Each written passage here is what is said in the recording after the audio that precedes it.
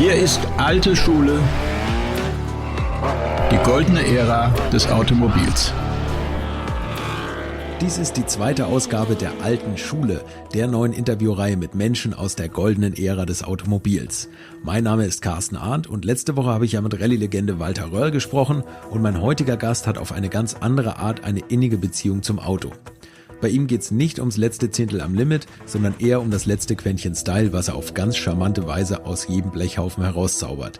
Ihr kennt wahrscheinlich sein Magazin Motoraver, darin wurde die Generation Autopunk geboren und nein, wenn da ein matt lackiertes Auto abgebildet war, dann nicht, weil der Oberarzt am Wochenende mal den Bad Guy spielen wollte und seinen M3 so foliert hat, sondern vielmehr, weil es die Farbe gerade im Angebot gab. Und wenn einer so viel Geschmack und auch noch was zu sagen hat, dann ist das Fernsehen nicht weit, um ihn nach und nach auf Mainstream zu krempeln. Bei ihm hat es zum Glück noch nicht geklappt und so ist er eins der berühmtesten Gesichter am RTL 2 Automagazin Grip, Helge Thomsen. Und ich habe Helge bei sich zu Hause im alten Land besucht. Das liegt südlich von Hamburg und er lebt wahrhaftig seinen Traum. Überall in seinem Autopunk-Märchenpark stehen automobile Devotionalien oder anderes Zeug, wo ein Motor draufgeschraubt ist. Aber wenn man jetzt denkt, der kann nur schwarz-matt, V8 und Burnout, dann liegt man weit daneben. Ich habe selten jemanden getroffen, der sich so intensive Gedanken darum macht, was die Welt im Inneren zusammenhält. Und ich freue mich ganz besonders, dass er sich für mich Zeit genommen hat. Viel Spaß jetzt mit einer neuen Ausgabe Alte Schule mit Fernsehmoderator, Zeitschriftenverleger, Sammler, Buchautor, Stylingpapst und Autophilosoph Helge Thomsen. Du bist für mich das personifizierte Benzingespräch. Ich habe das eben schon mal so kurz angedeutet. Wenn man deinen Namen bei YouTube oder bei Google eingibt, dann sieht man, dass eigentlich alles, wo man Sprit oben reingekippt hat, du auch schon mal mit dem Gaspedal vernichtet hast. Wie ist deine Autoleidenschaft losgegangen? Bist du da familiär vorgeprägt? Ich bin familiär nicht besonders vorgeprägt. Das ist alles irgendwann ausgeartet. Ich habe zu früh Filme im Fernsehen gesehen, die meistens nachts liefen, wenn meine Eltern nicht da waren. Autoverfolgungsjagdfilme fing an, mich dafür zu interessieren. Meine Mutter war zwar autointeressiert, hat auch ihren Autos früher immer Namen gegeben, mein Vater irgendwie überhaupt nicht. Der hat sich immer über die schlechten Fahrwerke amerikanischer Fahrzeuge lustig gemacht, während ich diese Filme halt toll fand. Ja, und dann kam eins zum anderen und das Auto ist dann irgendwann als Lebensmittelpunkt und zum Beruf geworden. Okay, und das erste Auto, was war das bei dir? Also mein erstes richtiges Auto war ein Opel Admiral. Und das erste falsche Auto? Ein Audi 80L. Den du von deinen Eltern vom Hof geklaut hast? Nee, gar nicht. Den habe ich mir tatsächlich gekauft. Ich weiß gar nicht warum. Wir hatten ziemlich viele GTI-Typen bei uns auf dem Land und fand ich doof, aber ich hatte dann auf einmal diesen Audi. Und um das zu kompensieren, dass ich nicht in diese Bling-Bling-GTI-Schiene abdrifte, habe ich den sofort mal schwarz gerollt. Wie kam das bei deinen Eltern an? Haben die gesagt, kann ich den mal ausleihen? Oder? Nein, das war eigentlich ein Problem. Mein Vater war technischer Leiter in einer Maschinenbaufirma und ich bin dann durch Eckernförde, wo ich ja groß geworden bin, mit diesem mattschwarzen Audi 80 gefahren, mit tiefer gelegt und ATS-Felgen. Und das fand er für sein Ansehen nicht gut. Also er fand das nicht angemessen, dass ich mit diesem Schrott auf öffentlichen Straßen unterwegs bin und alle denken so, was ist denn mit dem Sohn schiefgelaufen? Du hast genau das, da sprichst du was an. Ich kann mich dran erinnern, jeder hat ja so Erlebnisse im Leben, die man nicht vergisst. Das ist 9/11. Das ist der Tod von Lady Di, neuerdings für Frauen der Tod von Karl Lagerfeld. Da wissen Sie, wann sie waren und wo sie waren. Ich kann mich dran erinnern. Oder Lemmy von Motorhead. Lemmy von Motorhead, da weiß jeder, was an dem Tag passiert ist. Und ich kann mich wirklich dran erinnern, wie ich verzweifelt, ich glaube Urlaub hatte, alle Zeitschriften, was mit Autos zu tun hatte, schon durchgelesen habe. Und wie ich zu meiner Home-Tankstelle gekommen bin und auf einmal lag da dieser Motoraver.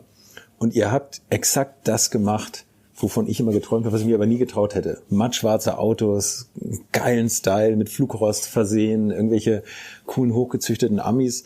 Und ich bin damals noch mit Käsekuchenuniform der Banklehre nachgegangen, in der norddeutschen Kleinstadt und konnte auch das Ansehen meiner Eltern nicht gefährden mit solchen Autos. Aber ich habe das immer so ein bisschen bewundert und habe gedacht, mein Gott, ist das geil, dass es wirklich Leute gibt, die diesen Style cool finden, die das leben und dieses geile Magazin rausgemacht haben. Wie war der Weg zu der Motoraver, zu dem Magazin?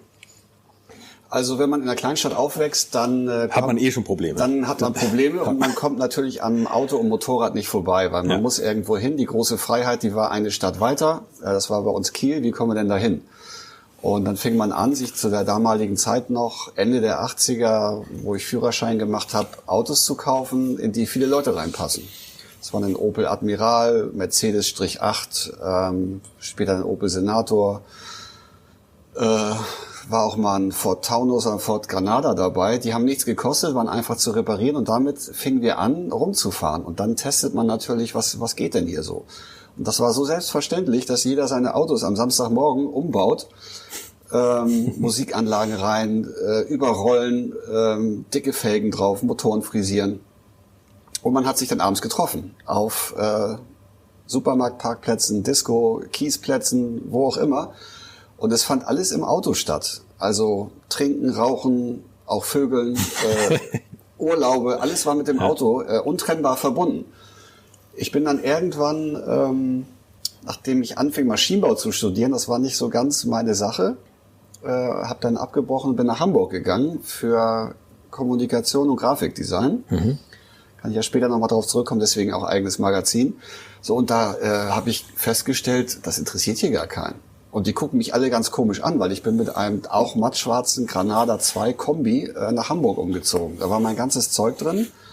Da war ein Dachgepäckträger mit Schrott drauf. Also das Auto sah wirklich aus wie aus einem Mad Max-Film, den ich da natürlich schon gesehen hatte.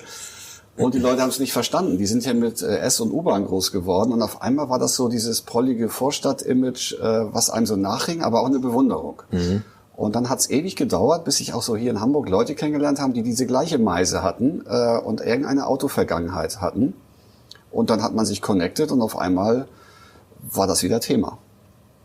Und als das Thema wurde, war ich bereits in einer Werbeagentur als fertiger Grafikdesigner. Ich habe, wie gesagt, Grafikdesign in Hamburg studiert und habe jemanden getroffen. Mitch hieß der.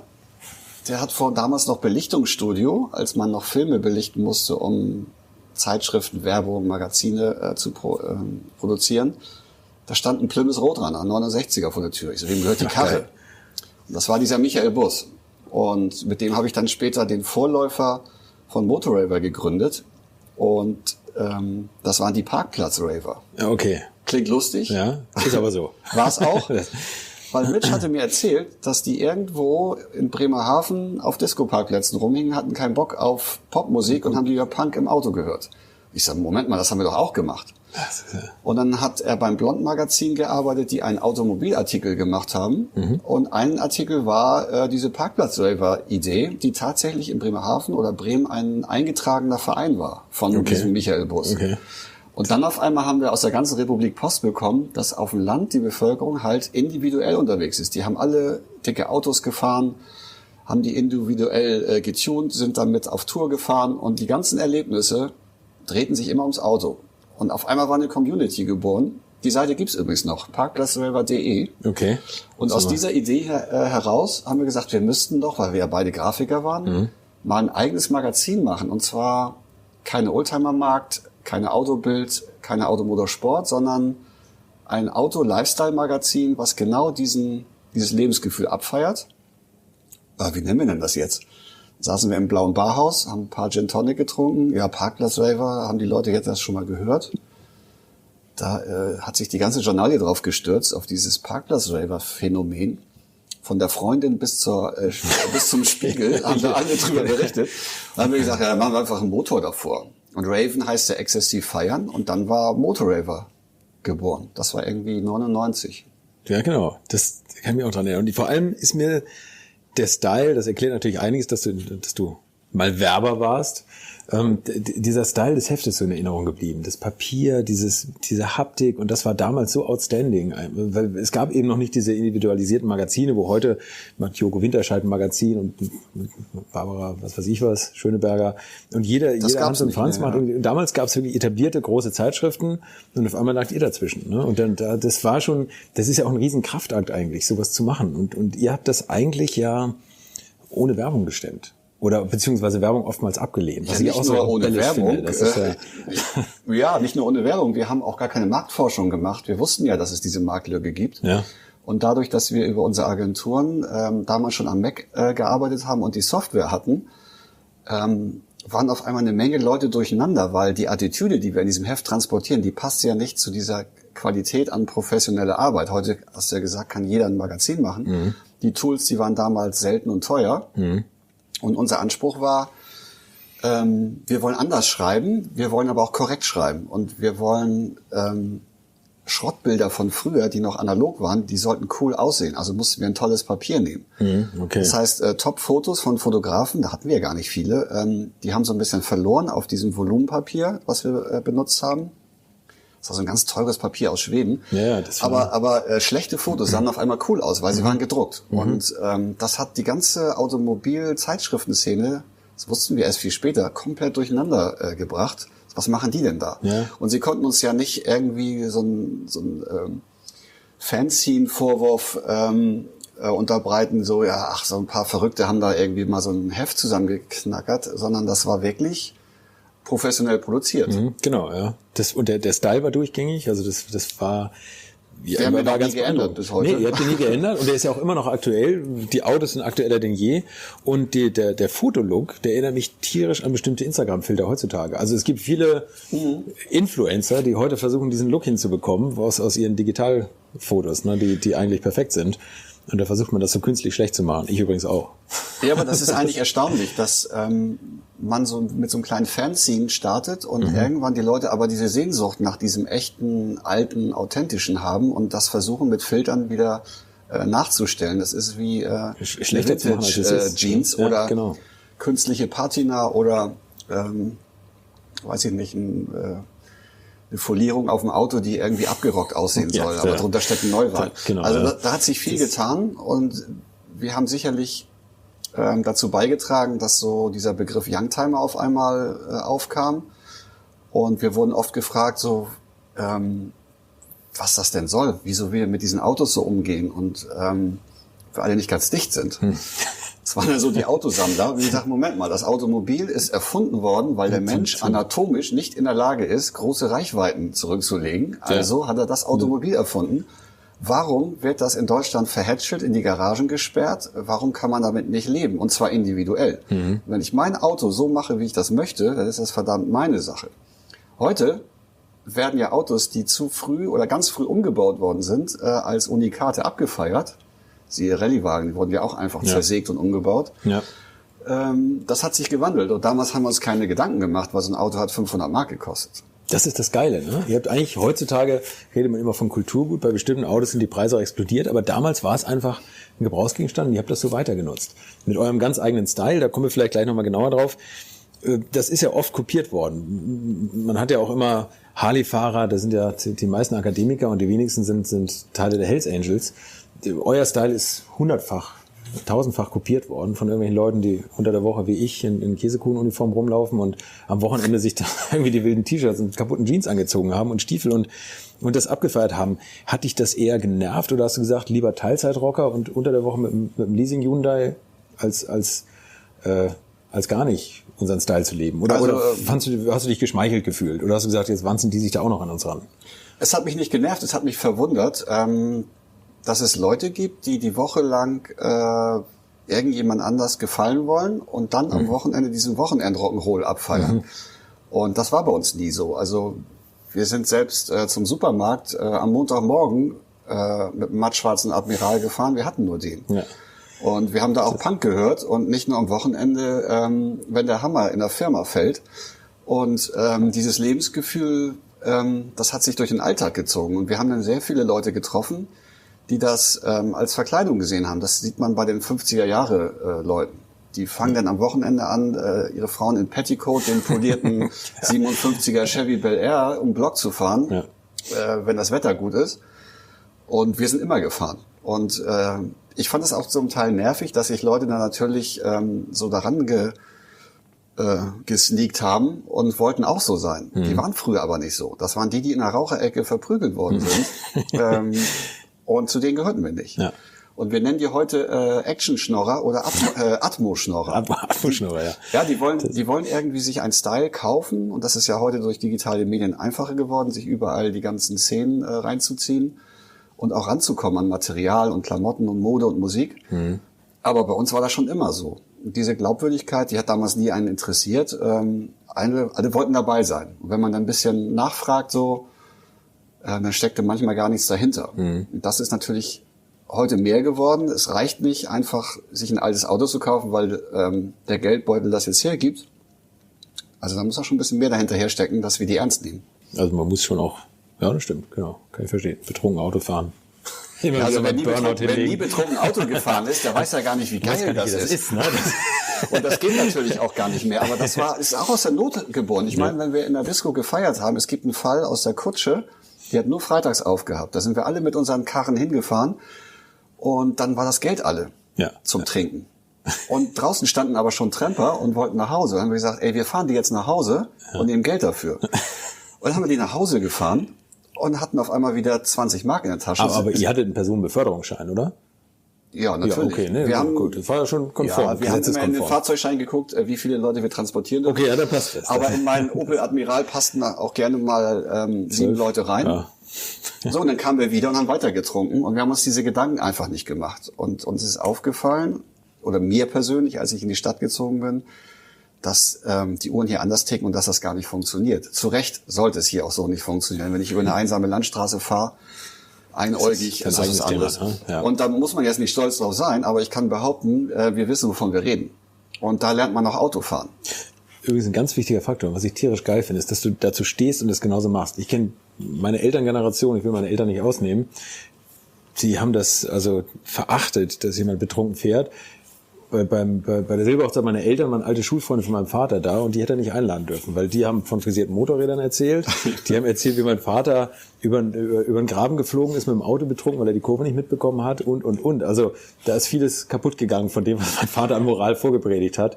Und ich finde, man muss dazu stehen, aber gleichzeitig vielleicht wirklich darauf hinweisen, dass es heute einfach schwieriger ist. Ne? Also es ist alles überwachbar, haben wir auch schon mal oft drüber gesprochen, Handys werden überwacht, Autos werden überwacht. In Frankreich gibt's erste Autos oder die Trends, dass man erst pusten muss, bevor man den Motor starten kann. Es wird natürlich vieles kaputt gemacht, aber die Verkehrsdichte lässt natürlich auch vieles nicht mehr so zu. Ne? Das ist es wird alles reglementiert. Ja, das ist vielleicht nicht alles gut, was damals so erlaubt war, aber wir hatten natürlich eine Freiheit und haben deshalb unsere Grenzen ausgetestet und es ging nie darum, den Macker zu spielen, betrunken, sondern wir kamen da einfach nicht anders weg. Und dann arrangiert man sich damit. Und diese Reglementierung, die jetzt stattfindet, oder diese übertriebene Betroffenheit von Leuten, wenn irgendjemand irgendwas macht, finde ich so ein bisschen problematisch, weil heute verstecken sich die Kids hinter der Technik. Sie fahren nicht betrunken Auto, was ich gut finde, aber das Auto beherrschen sie auch nicht mehr. Und überhöhte Geschwindigkeit, Diskotote, das gibt's ja alles noch. Und wir sind damals ganz unauffällig langsam gefahren. Heute ist es andersrum. Man verlässt sich auf eine Technik, man schiebt alles weg, man gibt auch Verantwortung und solche Dinge und Selbstentscheidung ab an irgendwelche Apps oder irgendwelche Obrigkeiten, keine Ahnung, so dass sich eigentlich alles tot reglementiert. Und dann ist gar kein Platz mehr für so lustige Erlebnisse und jeder will ja irgendwie Abenteuer erleben. Also Fall, ja. Wer nicht? Ja. Es ist auch, die Polizei hat einen ja auch sofort auf den Kicker, wenn man nicht ganz konform ist. Ne? Also das habt ihr wahrscheinlich ja erst recht erlebt mit euren schwarzmatten Kisten. Mein Rekord ist, also ich habe eine Zeit lang in München gelebt und hatte so einen alten, goldenen, verbeulten Porsche 944 und der Rekord ist in 12 Tagen 14 Mal in eine Polizeikontrolle zu kommen. Einfach so. Irgendwann habe ich dann gefragt, ob die mich suchen und haben gesagt, nö, aber das Auto ist so auffällig. Und was für ein Kennzeichen war da dran? München oder? Münchner Kennzeichen, ja. Okay. Also das war alles richtig. Aber es war weder bin ich zu schnell gefahren. Natürlich, da habe ich dann gar nicht mehr getraut, irgendwas zu machen. Aber die haben das wirklich, ich war angeschnallt, ich habe nicht telefoniert. Es war alles in Ordnung. Ich habe natürlich Feindbild. Nichts mehr getrunken. Das ist das Feindbild. Ne? Und das haben die auch, also ich weiß, dass die bestimmte Autos auf dem Kicker haben. Inzwischen sind es natürlich auch mehr so AMG-Mercedes, weil da auch eine Zielgruppe drin sitzt, die viel am Auspuff macht oder was weiß ich was. Aber da wird einem natürlich schon vieles in Anführungszeichen kaputt gemacht, ne? Oder im Keim erstickt, was an Individualität möglich wäre. Ja, das ist ein großes Problem, dass die Individualität, die jeder haben möchte, am Ende gekillt wird und sie killt sich selbst, weil die Leute alles, was links und rechts passiert, gar nicht mehr tolerieren und weil sie auch davon ausgehen, dass das so nicht gehört und dass da was schief gehen kann. Und ich bin mit meinem Granada, den habe ich jetzt auch, glaube ich, 25 Jahre. Den habe ich damals nur grundiert, der hat so eine 76 auf der Tür. Das Auto war dann schon in Hamburg bekannt. Ich wurde trotzdem dauernd angehalten. Und irgendwann kippte das. Irgendwann haben sie uns angehalten und haben gefragt, so, ob ich noch Teile hätte, weil er hatte selbst einen. Oder tolles Auto da mal gesehen. In München allerdings, wir sind einmal mit dem Auto nach Barcelona gefahren. Ja. Nix Billigflieger, wir hatten Bock auf eine echte Tour. Sind mit dem Granada losgefahren. Und 6 Paletten 03 Hansa-Pilz. Später waren wir dann da. Egal, auf jeden Fall auf dem Weg durch München wurden wir auch kontrolliert und der Polizist hat wörtlich gesagt, solche Autos wollen wir hier nicht. Ja, das wurde mir auch mal gesagt. Unglaublich, oder? Also ja, es ist unglaublich, aber das ist jetzt auch 20 Jahre her, nur es ist ja nicht besser geworden. Diese Individualität im Straßenverkehr, die wird uns so ein bisschen aberzogen. Ja. Die Autos sind alle nur noch Anthrazit. So auf Wiederverkaufswert gekauft. Genau.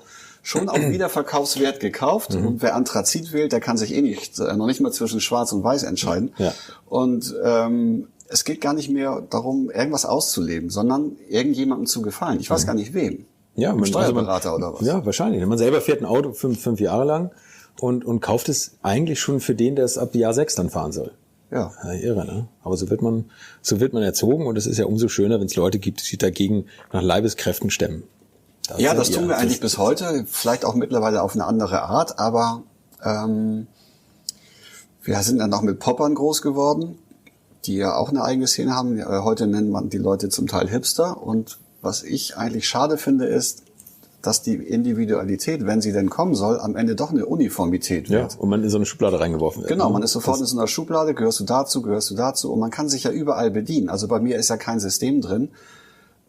Ich hätte mir jetzt 20 Granadas hier hinstellen können, aber ich brauche halt verschiedene Sachen. So, und die Leute, die zum Teil nur in eine Richtung denken, für die finden auch alles unmöglich. Und die haben uns auch gefragt, so, wo kommen diese Typen her, wo kommen diese Autos her, über die ihr in Motorraver schreibt. Und dann haben wir gesagt, das sind wir eigentlich selber. Weil wir berichten ja nicht über eine Szene, wir sind mittendrin und die ist sogar mitgewachsen. Also es gibt jetzt Leute, die sagen, ihr werdet ja auch nie erwachsen. Jetzt würde ich sagen, ja, hoffentlich nicht. Ja. Und die Autos werden vielleicht auch teurer. Ja. Viele sind draufgesprungen auf den Zug. Riesenbewegung geworden. Aber es ist auf jeden Fall eine Individualität, die man weiterleben kann mit dem Auto. Nochmal Thema Polizei. Du bist ja dann irgendwann entdeckt worden vom Fernsehen oder dieser Style ist natürlich, viele finden das dann cool und müssen das noch verbreiten oder wollen das noch mehr verbreiten. Die Medien haben darüber berichtet. Irgendwann kam dann RTL 2, kamen die gleich oder war das vorher noch D-Max oder welcher Sender? Wo ging's los? Es ging folgendermaßen los. Ich hatte eine Freundin, die halb Amerikanerin in Deutschland lebte, die ist nach New York gegangen. Und dann war ich alle 3 Monate drüben, als wir noch zusammen waren und habe da immer Sendungen gesehen. Pimp My Ride, Monster Garage, Junkyard Wars, diese ganzen Autosachen. Und da dachte ich, das gibt's ja in Deutschland gar nicht. Und in unserem kleinen Verlag, wir waren da 3 Leute, den Motorraver Verlag, haben wir dann irgendwie so aus Spaß ein TV-Konzept für Deutschland mal geschrieben und haben das an alle möglichen Sender geschickt. Und dann hat RTL 2 das wohl gut gefunden und eine Produktionsfirma hat bei uns angerufen. Sie würden da gern was produzieren. Und dann haben wir den Vorläufer von Grip, das hieß noch die Autoschrauber, ganz banal, das lief auf RTL 2. Da haben wir in meiner Werkstatt in Wilhelmsburg in Hamburg Autos gepimpt, so Pimp My Ride mäßig. Das war dann einmal Strich 8, Granada und ein Opel Senator und solche Sachen. Und das hat eine Monsterquote gebracht. Das wussten wir aber nicht, weil wir hatten ja keinen Vergleich. Was heißt hier Quote? So, ja, stimmt, klar. So 11% Einschaltquote, ja, was soll das bedeuten? Heute weiß ich, schon gut, dass alle Champagner trinken, wenn wir 5% erreichen mit Grip. Das hat gut funktioniert und das hat auch wieder eine Lawine losgetreten. Und auf einmal sind wir da so reingeraten. Also es war nie die Idee, jetzt ins Fernsehen zu kommen. Es war aber schon immer die Idee, Leuten etwas schmackhaft zu machen, was wir selber gut finden. Wie so eine Band. Ich meine, du machst eine Platte, um Leute zu erreichen. Machst deine eigene Musik. Und das haben wir irgendwie gemacht. Und das gab dann auch erstaunlicherweise von meinen Eltern dann auf einmal so dieses Schulterklopfen. So, guck mal. Haben wir schon immer gewusst. Da wird ja mal was draus. Ja. Vorher immer so, jetzt nimm mal deine ölleckende Scheißkarre aus meinem Carport und jetzt auf einmal, mein Sohn ist im Fernsehen und guck mal, das ist ja alles toll. Ja. So, und da ist auch wieder ganz viel passiert. Und aus dieser Sendung ist dann irgendwann Grip entstanden und dann haben die mich angerufen, ob ich mitmachen will. Wollte ich erst gar nicht. Aber dann haben wir das einfach gemacht und ja, läuft bis heute. Aber bei Grip bist du ja auch outstanding eigentlich. Ne? Also wenn ich Matthias Malmedy und dich nebeneinander sehe und Matthias hätte, Helge, guck mal, hier ist das nicht geil, 500 PS und Renngurte und Kevlar und sag doch auch mal was. Da sagst du, ja, kann man da noch goldene Felgen ranbauen? Und dann habe ich gerade 0,0 Promille, da stimmt doch was nicht. Also zu Anfang fand ich es natürlich toll, Supersportwagen zu fahren und übertriebene Rennwagen und so weiter. Und das mache ich auch gerne, aber ich mag Beschleunigung und ich fahre eigentlich gar nicht so schnell. So, und irgendwann hat es mich genervt, dass Leute diese ganzen Neuwagen so abfeiern und es nur noch um PS und Querfahren und so ging. Und dieser ganze Lifestyle, der ging so ein bisschen weg. Ich habe dann zugesehen, dass ich mich innerhalb dieser Sendung so ein bisschen auf die Specials konzentriere. Ich habe dann die Oldtimer gefahren, die US-Cars, auch mal eine fahrende Bierkiste oder irgendwelche Raketenantriebe getestet. Also eigentlich das, was ich früher auch immer gerne gemacht habe. Und die Kids, die heute irgendwie 800 PS abfeiern und AMG, Mercedes... Wo ja 600 PS weggeregelt werden von der Elektronik. Ja, wird alles weggeregelt. Aber die halten sich dann für Helden und das hat mich nicht interessiert. Und da kam dann noch irgendwann dieser Gedanke dazu, wir wollen Autos haben, die cool aussehen, die reparierbar sind, die eine Ausstrahlung haben. Und wenn ich mir jetzt so einen neuen Panamera angucke, was hat denn das mit Porsche zu tun? So reizt mich nicht. Nicht mehr viel, ne? Reizt mich überhaupt nicht. Das ist eigentlich nur der Versuch eines Autoherstellers, auch noch die Weicheier zu kriegen mit einer coolen Marke. Das gelingt ihnen ja, ne? Das gelingt ihnen, das ist ja ganz gut, ne? Ja, die Zielgruppe ist groß. Aber wer von diesen Typen, die das abfeiern, ist denn wirklich mal mit einem alten Strich 8 über den Leubelpass nach Jugoslawien gefahren? Ja, niemand. Die wenigsten, ne? Die wenigsten. Also wahrscheinlich wirklich niemand. So, und es gibt für alles eine Zielgruppe, aber ich habe gemerkt, ich bleib dabei. Also ich mag alte Autos wegen der Ausstrahlung. Fahrspaß hat nichts mit PS zu tun. Und Autos werden auch nicht gekauft zur Wertentwicklung. Das ist ein schöner Nebeneffekt. Und ich muss auch nicht vor irgendeiner Eisdiele mit dem AMG angeben. Das ist das, ne? Also das Authentizität hat nichts mit Leistung zu tun, sondern ich glaube, du fällst auch so auf mit deinen Autos, ne? Oder mit deinem. Das ist mittlerweile ein wundervoller Nebeneffekt. Wahrscheinlich, ne? Ich fahre ja nicht, um andere zu beeindrucken, sondern mich selber. Und manchmal bin ich sogar selber beeindruckt, wenn ich noch irgend so ein Auto fahre, was ich vorher noch nicht hatte. Also, ja. Und jedes Auto hat einen eigenen Charakter. Das fällt mir immer auf. Wenn man alte Autos fährt, denkt man, oh Gott, jetzt 80 PS. Aber die Autos wiegen nichts, haben natürlich wenig Sicherheit, was Gewicht kostet, wenig Dämmmaterial und fahren sich alle unterschiedlich. Du kannst fast blind sagen, das ist ein Opel, das ist ein Ford, das ist ein Mercedes.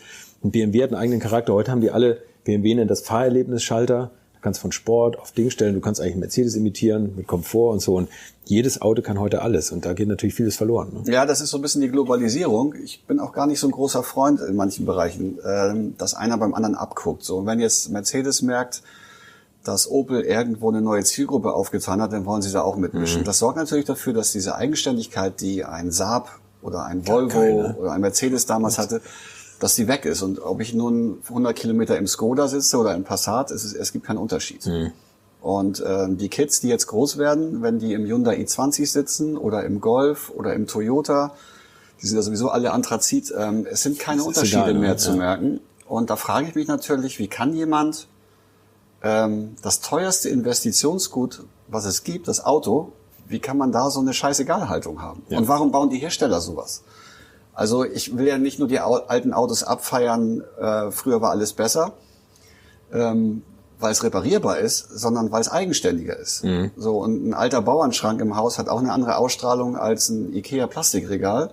Und das muss jeder für sich entscheiden. Und beim Automobil kommt das so zum Tragen, dass die Leute sagen, ja, mein Auto soll mich ja nur von A nach B bringen. Ich so, ja, aber dein Pullover soll dich auch nur vor Kälte schützen. Warum ist denn der von der und der Marke? Ja, genau, das ist was dran. Und dein Lichtschalter soll doch nur das Licht anmachen. Warum ist das denn so ein alter Kippschalter? Ja, und die Uhr nur die Zeit anzeigen. Ne? Ja, genau, die Uhr soll ja nur die Zeit anzeigen. Ja. Warum hast du denn einen Omega-Wecker? Der kostet doch total viel Geld. Ja, weil er mir gefällt. Fertig. Und das ist der Autoindustrie abhanden gekommen. Nur noch, wenn man Supersportwagen kauft, da werden noch mal ein paar Design-Gimmicks ausprobiert. Ja. Aber der normale Alltagswagen, früher ein Kadett C für die Familie. Heute, ist der alltagstauglich? Der braucht ja bestimmt viel Benzin. Das ist ja total unsicher. Da ist ja gar kein Airbag drin. Und Da leuchtet ja noch nicht mal eine Kaffeetasse aus, dass ich müde werde. Aber wir haben es trotzdem überlebt. Auch Ja, damals als Kind ungegurtet auf der Rücksitzbank. Ja, ne? man hat es überlebt, weil man auch eine andere Einschätzung von Gefahr und Risiko hatte und sich nicht auf Technik verlässt. Heute ballern die Leute mit 200 über eine nasse Straße. Das Auto meldet sich schon, wenn was ist. Wenn was ist, ja. Und das finde ich nicht gut, weil das nimmt uns die Selbstentscheidung, die Eigenständigkeit und die Selbstbestimmung ab. Und es wird aber abgefeiert. So Technik-Gadgets werden abgefeiert, obwohl sie eigentlich eine Entmündigung darstellen. Und das hat man bei alten Autos nicht. Ja.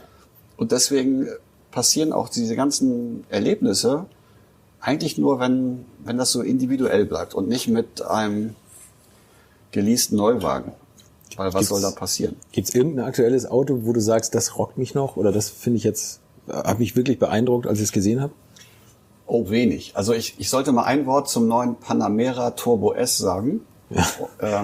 Von dem Porsche-Mitarbeiter, der diesen Wagen für einen Dreh geliefert hat. Und da habe ich leider das Wort Rohstoffverschwendung gesagt. Das hat er nicht ganz verstanden. Ich habe es ihm aber erklärt. Ich hab gesagt, wir haben hier ein Ressourcenproblem auf der Erde. Wir sind technisch so weit vorne, wir können alle 300 fahren. Aber die Geschwindigkeit auf den Autobahnen geht zurück. Ich will schöne Haptik, ich will bewusst Auto fahren, ich will bei der Marke Porsche einfach ein Gefühl entwickeln. Und ihr regelt mir hier alles weg mit Komfortsachen. Die brauche ich noch nicht mal, wenn ich ins Altersheim will. Ja. So, und deswegen flasht mich sowas nicht. Aber was mich tatsächlich geflasht hat, war der neue, so neu ist er nicht mehr, der Renault Alpine. Ja, geil. Stimmt. Und das ist ein Auto, was nicht die Controller runtergedampft haben, was das Investment und die technische Verarbeitung und so weiter angeht, sondern die Ingenieure haben ein Auto gebaut, so wie sie das wollten. Das ist eine Aluminiumkarosse und ist ja wieder ein Mittelmotor. Und das Auto ist so individuell, obwohl ich überhaupt kein Renault-Fan bin, dass ich sagen muss, die Gene von dem Alten stecken noch drin. Das ist trotzdem ein neues, eigenständiges Auto. Es entspricht auch den neuesten technischen Spezifikationen und Vorgaben, aber es ist einfach eine total coole Kiste und die macht richtig Spaß, ist leicht, fährt, funktioniert, ausverkauft, ne? Also ausverkauft. Bei mir ist es was anderes. Da bin ich neulich drauf gestoßen, der neue Suzuki Jimny, dieser kleine Geländewagen. Ja. Das ist ein sensationelles Auto. Hat so einen Kastenrahmen, so einen Leiterrahmen, gesperrte Achsen, ich glaube Blattfedern. Ist so ein richtig geiles, eckiges Auto mit Hartplastik drin. Aber jetzt war ich da beim Händler und habe gesagt, ach, jetzt kommen sie auch noch und fragen, wir müssen die von der Straße holen. Suzuki kann die nicht ausliefern oder hat die erstmal hier vom Markt genommen. Wir haben die vorgeführt, wir hatten 20 Autos. Am Vorführtag nach einer Stunde waren alle verkauft, wohl in ganz Deutschland. Und jetzt merken die aber, dass sie nächstes Jahr die Abgasnormen nicht mehr erfüllen. Und jetzt wissen sie nicht, ob sie die Autos überhaupt nach Deutschland weiter exportieren sollen. Und haben die erstmal wieder vom Markt genommen. Oh, das muss man sich mal vorstellen. Überall laufen auch die Kampagnen in den Zeitungen. Der Mensch hat Lust auf sowas. Ja, Wahnsinn, und wir regeln uns das kaputt aufgrund von irgendwelchen Abgasvorschriften, während wir gleichzeitig Billigfliegerei promoten und immer mehr Flugzeuge bauen und immer mehr Kreuzfahrten. Das ist jetzt ein Umweltthema, was leider auch natürlich in alle Bereiche vordringt, aber das Beispiel, was du mir gerade sagst, zeigt mir eigentlich, die Leute wollen einfache, günstige, überschaubare Autos kostet 17.000 Euro, ganz individuell, ist genau nicht schnell. Wie Dacia, die haben das ja auch gemacht. Geil, oder Lada. Genau, ja. Aber die kriegen natürlich dann die Abgastechnik nicht so hin, wenn sie nicht bescheißen wollen. Und bumm, wird's verboten, vom Markt genommen. Und dann sagt Suzuki zu Recht, wir verkaufen in Indien das 10-fache vom europäischen Markt, in China bei den Preisen, in Japan selber. Dann verlagern wir unsere Kapazitäten darauf. Ne? Ja, schade eigentlich, weil wirklich schade, ja. Das Automobil ist ja fast am Ende und man muss ja eigentlich einen Schritt zurückgehen. Eigentlich schon. Also eine neue S-Klasse, was die für einen Technik-Overkill drin hat, was soll denn das alles? Wahnsinn, es ist toll, das zu zeigen, aber frag doch mal einen Ferrari-Sammler nach seinem schönsten Autoerlebnis. Das war mit dem Käfer in der Kiesgrube. Ganz genau, ja, genau. Und das gilt für alle Bereiche. Und deswegen sollten wir alle mal einen Gang zurückschalten und mal überlegen, was wollen wir denn überhaupt? Und wenn ich ein Auto kaufe, dann möchte ich das ja eigentlich auch mal länger behalten, damit ich eine Beziehung aufbauen kann. Sollte man. Aber der Leasingvertrag macht nach 3 Jahren Strich durch die Rechnung. Weil dir gesagt wird, das geht alles kaputt. Du brauchst Garantie, du brauchst doppelten Boden. Und das Schlimme ist, es geht ja auch kaputt. Es geht auch Und du kannst es nicht selber mehr reparieren. Du musst in die Fachwerkstatt, weil alles computermäßig gesperrt ist. Das ist so ein Perpetuum mobile, aber nur für die Autohersteller. Ne? Ja, ist doch schön. Hyperkonsum, so kann ich mehr Autos verkaufen. Super, ne? Und ich war letztens beim Meistertreffen, wo sich Kfz-Meister Anfang des Jahres im Hotel treffen, kleine Messe, um zu gucken, was gibt's an neuen technischen Vorgaben, technische Möglichkeiten. die kommen kaum noch hinterher, diese Spezialwerkzeuge anzuschaffen, um diese Autos zu reparieren. Und es gibt eigentlich niemanden, der das abfeiert, was gerade technisch, in welche Richtung wir uns entwickeln, sondern die reden alle davon, dass es alles schwierig geworden ist, dass keiner mehr durchblickt, dass Elektronikfehler passieren, dass trotzdem die Autos jetzt 50 Jahre mechanisch halten würden, nach 4 Jahren kollabieren, weil die Elektronik ausfällt. Ja. So, das musst du mal jemandem erklären. Wir haben immer weniger Rohstoffe und verschwenden immer mehr und bauen alles so, dass alles nur kaputt geht. Das hast du alles beim Oldtimer nicht. Das ist das Gute. Und warte ab, bis die ersten Autos gehackt werden, dann geht der Aufschrei los. Ne? Ja, also ein modernes Auto, wenn du da oben den Notfallknopf drückst, dann weiß jeder sofort, wo du bist. Das wird als Sicherheit verkauft. Ja. Aber eigentlich wollen die Versicherungen wissen, wie schnell fährst du, wann bremst du, wie viele Leute sitzen im Auto, wird da vielleicht sogar geraucht. Ja. Die Autohersteller wollen das auch wissen. Und ich glaube, da geht's, wenn du eine Kulanzsache hast, dann sagen die, Moment, der ist Nordschleife gefahren. Am Fahrwerk können wir keine Kulanz geben. Ne? Nee, auf gar keinen Fall. Und außerdem bremst er immer so spät. Und jetzt hat er auch noch vorne einen Treffer, der ist 100% schuld. Ja. Also das ist eine Überwachung, die noch mehr Freiheit wegnimmt. Und gleichzeitig träumt der Mensch aber von Freiheit. Und die feiert er jetzt auf Instagram ab. Aber die hinterm Lenkrad nochmal zu erleben. Live, das ist echt nicht mehr drin. Ne? Ja, in echt und selbst lenken. Puh. Also ich weiß nicht, da sind manche schon so lethargisch, das wollen die gar nicht mehr. Die träumen heute davon, autonom gefahren zu werden, wie so ein Baby in der Karre. Ja. Und träumen nicht mehr davon, ein Auto nochmal 30 km/h schneller zu machen oder einfach nur, um es zu machen. Ich finde, das ist eine gesellschaftlich komische Entwicklung und ich freue mich aber trotzdem, dass es noch Bestandsschutz gibt, dass man also mit alten Autos fahren darf. Und das umweltfreundlichste Auto ist ja sowieso das, was schon gebaut wurde. Ja, genau. Und da kann mir keiner erzählen, dass es umweltfreundlich ist, einen 124er Mercedes in die Presse zu drücken und sich dann Hyundai zu bestellen, der nach 4 Jahren auch wieder im Arsch ist. Ja, klar. Also ich fühle mich auch verarscht. Ja, tatsächlich. Werden wir auch. Also so fühle ich mich auch. Das stimmt. So, Dieselskandal zeigt das ja. Ich habe auf meinen Social-Media-Kanälen zugesehen, nicht zu politisch zu werden. Ich habe das aber trotzdem weitergeleitet, sobald da irgendein Artikel kam. Weil die Verhältnismäßigkeit stimmt nicht mehr. Die Autoindustrie, die Lobbyarbeit wird so gewaltig, dass der Kunde, wenn er total doof ist, sein Auto einfach verschrottet und sich was Neues kauft. Aber nach 2 Jahren drücken sie ihm ein neues Gesetz rein. Und die Leute, die so mit analogen Autos groß geworden sind und mit dieser ganzen Umweltgeschichte jetzt konfrontiert sind, ich glaube, die machen das einfach nicht mehr mit. Also ich mache es auch nicht mehr mit. Was interessiert mich eine gesperrte Straße in Hamburg? Ich lache mich kaputt. Ne? Ja. In Kiel, da haben sie jetzt um die Messgeräte rum Luftreinigungsfilter gebaut, die gereinigte Luft auf die Messgeräte pusten. Das ist so eine absurde Politik, die da eigentlich stattfindet. Ne? Ja, das ist absurd. Du bist verarscht von den Autoherstellern, die Software programmieren, die du nicht mehr durchschauen kannst. Da kann keine Emotion aufkommen. Und natürlich von den Politikern, die versuchen, irgendwelchen Gesetzgebungen hinterher zu hecheln. Ja, aber gleichzeitig werden Autos über Emotionen verkauft. Sollten. Ja, versuchen sie ja auch. Ja. Ich kaufe natürlich nicht ein Auto, nur weil es einen USB-Anschluss mehr hat als das andere. Aber vielleicht solltest du es. Vielleicht sollte ich Apple CarPlay. Ja, genau. Nein, also ich halte davon nichts und ich merke auch, wenn ich mit Leuten spreche, dass es einfach auch gar nicht gewollt ist von der Bevölkerung, sondern dass es halt akzeptiert wird und gut verkauft von der Industrie. Aber ich glaube, wir steuern da in eine Sackgasse. Das ist genau wie Elektromobilität. Die macht in der Stadt vielleicht Sinn, aber alle wollen Atomausstieg. Wo kommen denn die seltenen Erden alle her? Die Infrastruktur, um fossile Brennstoffe abzubauen, die haben wir ja schon. Lass uns das doch erstmal alle machen, bevor wir da was Neues anfangen. Was ist mit Magnetmotoren, mit den Patenten aus den 50ern? Was ist mit Hybrid? Was ist mit Wasserstoff? Und was ist mit Brennstoffzelle? Es gibt ja 1000 Möglichkeiten.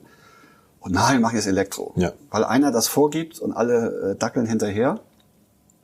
Und keiner weiß, ob es am Ende tatsächlich Bestand haben wird. Ne? Was machst du mit den Akkus? Wenn die erstmal...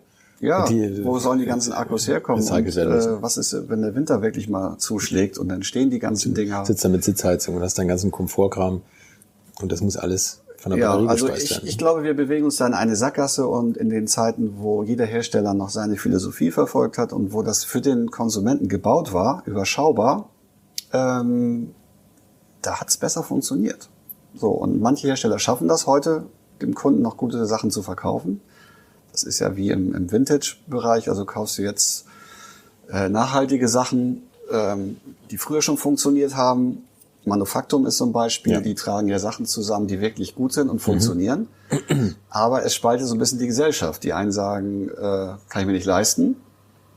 Dann sind das irgendwelche Designergeschichten, aber eigentlich sollte es ja für die gesamte Bevölkerung gute Produkte geben. Normalerweise schon. Und normalerweise ist ja gutes Design oder haltbare Produkte sind ja nicht teurer. Sie werden nur seltener ausgetauscht oder man muss sich halt dran gewöhnen, dass man Sachen länger benutzen kann. Das kapieren ja viele Genau, Leute man auch muss nicht. sich dran gewöhnen, dass man Sachen länger benutzen kann. Das ist ja auch unglaublich gekommen. Ne? Wir kaufen Ja. einen Mixer oder eine Elektrobohrmaschine, die ist auf 6 Minuten Benutzung ausgelegt, ne? Weil die eigentlich immer nur kurz läuft. Mhm. Das ist verrückt. Ein letztes Wort noch und dann jetzt reden wir mal wieder über die geilen alten Zeiten und die guten Autos. Bringt dir jetzt eigentlich, wenn du mit so einem alten Auto rumfährst, deine Prominenz durchs Fernsehen bei Polizisten eher einen Bonus oder einen Malus aktuell? Also Hälfte, Hälfte. Ich möchte ja eigentlich keine Sonderrechte genießen, also Diplomatenstatus durch TV gibt's nicht. Nee, es gab Polizisten, die haben mich angehalten, weil ich irgendwie nicht angeschnallt gefahren bin oder mal telefoniert habe. Sowas machst du? Ja, ich habe ja nicht in jedem Auto eine Freisprecheinrichtung gehabt, so, und dann habe ich irgendwann, als der gesagt hat, so, ich kenne Sie aus dem Fernsehen, habe ich gesagt, ja, dann müssen wir uns jetzt was überlegen, weil sonst läuft ja am nächsten Sonntag nur ein Testbild, wenn ich nicht mehr Auto fahren darf. Und dann waren die ein bisschen kulant, aber es kann auch schon ein bisschen nerven. Es kann nerven, dass die Leute denken, der macht hier in der Sendung, was er will, und jetzt muss er es im Straßenverkehr auch machen. Also man muss ein bisschen besser aufpassen, weil man natürlich auch eine Art Vorbildfunktion hat, auch wenn das, was ich da mache, unvernünftig ist. Mit irgendwelchen Aber es ist ja fürs Fernsehen auf abgesperrten Strecken meistens. Ja, ist immer alles abgesperrt. Das machen wir heutzutage. Wird ja auch mal eingeblendet. Dauerwerbesendung und das sind professionelle Stuntfahrer, die auf wenn ich mal abgesperrten Strecken was gemacht haben. mit einer selbstgebauten Bierkiste über die Straße fahre, dann war die Straße natürlich abgesperrt und der LKW im Hintergrund, der musste dann weggepixelt werden. Das war ja nur ein Statist. Stimmt. Lass uns noch mal ein bisschen mehr über deine Autos reden, weil was mir so auffällt, wenn man so hört, was du so gefahren hast, also Ami-Autos. Dann haben wir hier einen Porsche 911 stehen. Dann hast du mal einen De Tomaso Pantera gehabt. Dann hast du selber gesagt, Opel, Ford Granada, alles mögliche. Jetzt hast du mir gerade gezeigt, einen 190D. Gibt es irgendeine Überschrift über den Autos, die du fährst? Oder ist das wirkt so ein bisschen wahllos, aber irgendwie, wenn man hier steht und sich umguckt, ist es nicht wahllos. Das ist alles stimmig. Aber ich glaube, Leute, die das hören, sind verzweifelt, wenn sie dich jetzt nachahmen wollen und sagen, was soll ich denn jetzt für ein Auto kaufen? Das wirkt auf die Leute tatsächlich komplett unstetig. Also Fahne im Wind oder sonst was. Ne? Hier mal, da mal. Wenn ich jetzt Boris Becker wäre, der hat ja immer die gleiche Frau. Die sehen ja immer gleich aus. Ja. Der hat ja ein Schema. So, aber ich finde ja, dass eine Afghanin was Besonderes hat oder eine Schwedin hat auch mal was Besonderes, und es kommt nicht auf die Haarfarbe an, es kommt auf die Ausstrahlung an. Und wenn man das bei Menschen so nimmt, ich habe auch unterschiedlichste Freunde, nicht alles so Autotypen, dann könnte ich nur behaupten, die Überschrift bei den Autos ist, sie müssen eine Ausstrahlung haben und sie müssen cool sein. Und sie müssen natürlich einen Zweck erfüllen. Also ich kann ja nicht sagen, wenn ich jetzt Chrysler Muscle Cars, also Mopar, gut finde, warum sollte ich mir 10 Stück davon hinstellen? Also ich hatte schon mal ein paar nebeneinander. Ich kriege aber ein Luxusproblem. Mit welchem fahre ich denn jetzt? Also denke ich mir, einen kleinen, schnellen Alltagssportwagen, Porsche 911 aus den 80ern, funktioniert. Brauche ich zum Schnellfahren, mal auf eine Rennstrecke gehen oder auch mal untertourig irgendwie übers Land fahren. Dann brauche ich natürlich ein Pickup, weil ich hier auf dem Land wohne. Welchen nimmt man? Nimmt man natürlich die Ford-Serie, die F-Serie von Ford, meine ich, aus Amerika, Baujahr 68, funktioniert bis heute, darf 1 Tonne laden.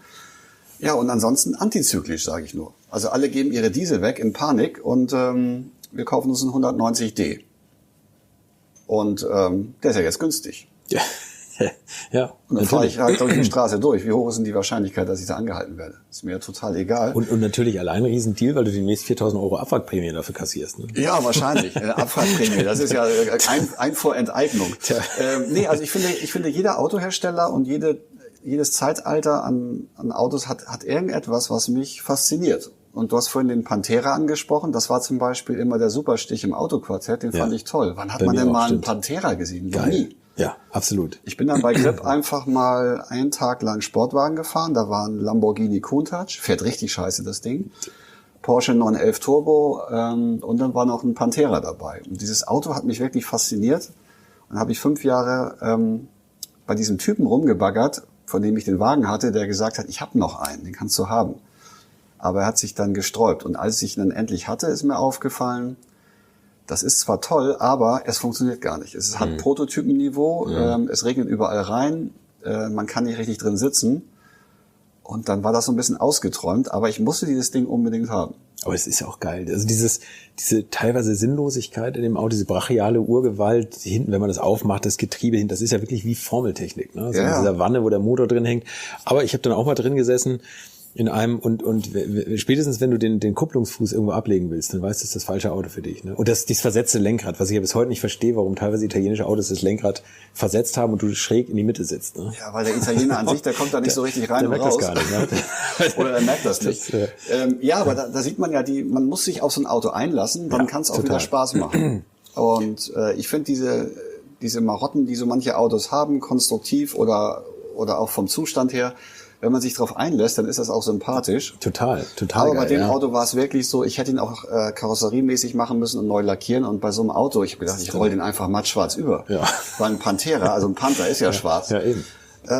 Wenn so ein Auto aber 80.000, 90.000 wert ist, dann überlegt man das. Also dieser Freigeist ist so ein bisschen weg, weil die Autos so teuer geworden sind. Mhm. Und ich musste mich natürlich auch zwingen, einfach zu sagen, wieso? Ich fahre einfach jeden Tag mit dem Klassiker und ich gucke auch keine Wetter-App.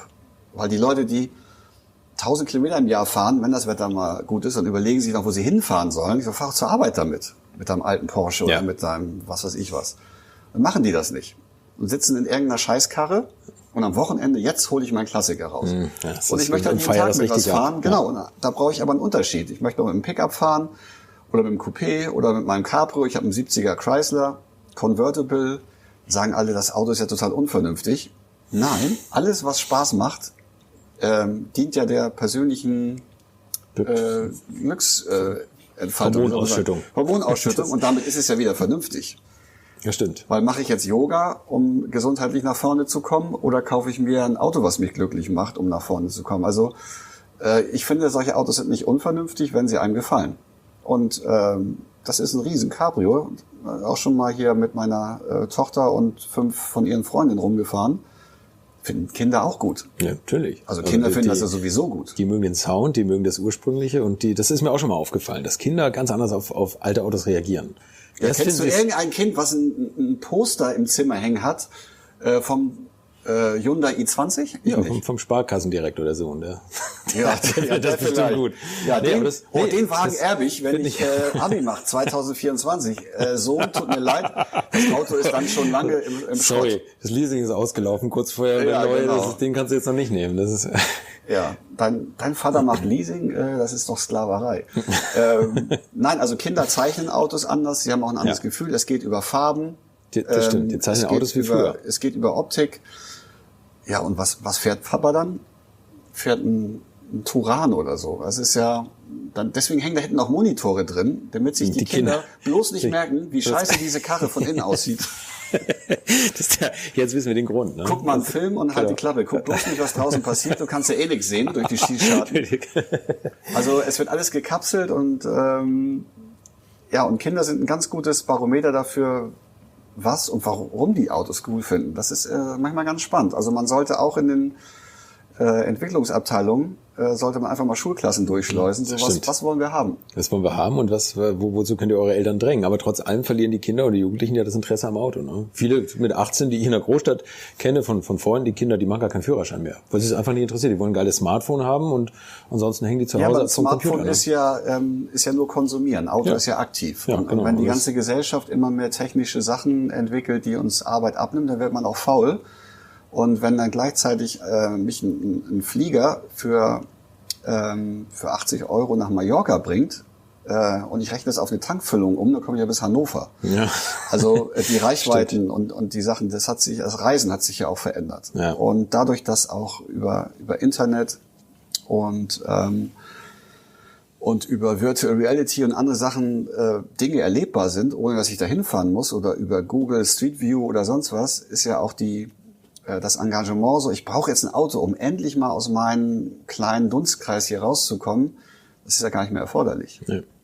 Stimmt. Trotzdem, wenn man mit dem Auto in Urlaub fährt, ist der Weg das Ziel, und davon erzählen die Leute mehr, als wenn sie einfach mit Kopfhörer voll klimatisiert irgendwo im Flieger irgendwo aussteigen, zack, warm, fertig. Und dann ja. Das ist aber alles industrialisiert und alles kombiniert. Es ist alles industrialisiert und eigentlich passt auch unter dem Aspekt das Selbstfahren mit einem Auto. Passt da nicht mehr rein. Mit einem Verbrennungsmotor aus Stahl gebaut, das passt ja auch eigentlich gar nicht mehr in die Zeit. Nicht mehr gut. Aber wir können uns ja überlegen, in welcher Zeit wollen wir denn leben und wie wollen wir denn leben. Und ich gehöre nicht zu den Leuten, die davon träumen, dass alles automatisiert mir abgenommen wird. Ich klatsche in die Hände, das Licht geht an. Ich drücke auf eine App und mein Haus schließt sich auf und zu. Ich gebe eine Sprachnachricht an mein Reisebüro und zack, werde ich abgeholt und setze mich in den Flieger. Ich meine, was ist denn das für eine Lebensqualität? Guck dir Instagram oder andere Zeitschriften online oder analog an. Die Leute träumen einfach von ganz anderen Sachen als das, was wir im Moment verfolgen in unserem Leben. Und ich meine, Smart Home, also das muss man sich mal vorstellen. Das ist ja geil. Ich öffne mit einer App die Fenster und die Türen. Da steckt doch ein Schlüssel rein. Nee. Das ist doch auch ganz spannend, wenn man auf so einem Display den ganzen Tag rumwischt, oder? Ja, man sieht ja, was mit den Kindern passiert, die am Smartphone hängen. Und du kannst ja medikamentös dann wieder ruhig stellen. Ja, genau. So, Pipi Langstrumpf hätte schon lange Ritalin bekommen, aber die hat noch Abenteuer erlebt. Und wir wollen ja in einer Gesellschaft leben, wo die Leute noch selbstbestimmt leben. Also habe ich zumindest bis vor kurzem gedacht. Und das Auto gehört dazu. Das ermöglicht mir einfach selbstbestimmt einen Zündschlüssel umzudrehen und irgendwo hinzufahren, ohne dass irgendjemand das weiß oder im Auto mich anpiept oder mich auf irgendwas hinweist oder eine Warnung ausspuckt. Dieses angstgesteuerte, reglementierte Ding hat man im Oldtimer nicht, und das gefällt mir bis heute ganz gut. Wir waren beim De Tomaso-Film kurz, und das war vielleicht nicht perfekt genug zum Fahren. Jetzt hast du einen Porsche 911, Baujahr 80 aus den 80ern, G-Modell. Das ist ja ein sehr ingenieursmäßiges Auto. Ich habe schon mal gehört von Leuten, die eigentlich auf italienische Klassiker stehen, die sagen, die Wagen haben zu wenig Seele. Es ist alles zu perfekt. Man kann damit immer fahren, das verlässt einen nicht das Auto. Was rockt dich an so einem Porsche? Weil das ist ja tatsächlich vielleicht technisch das perfekteste Auto von deinen Klassikern. Außer Mercedes, die sind vielleicht auch sehr ausgereift. Da muss ich sagen, ich bin ja mit dem Granada groß geworden, da ist immer irgendwas kaputt gegangen, das war normal.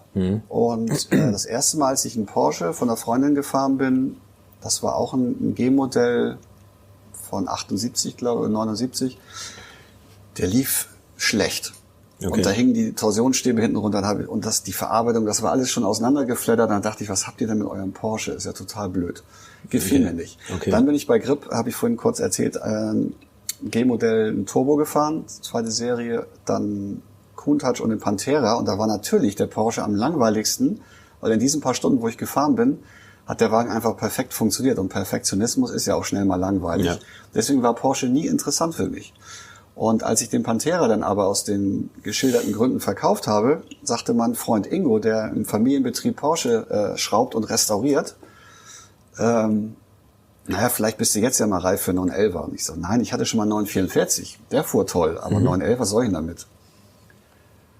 Und er sagte, die funktionieren. Du musst nicht nur eine Stunde um den Block fahren, sondern dich mal drauf einlassen. Und dann hatte er tatsächlich einen von seinem Schrauber, den ich zum guten Preis gekriegt habe. Er hat gesagt, okay, welche Farbe hat er? Und er sagt auch noch weiß, weil für mich ist Porsche immer weiß gewesen.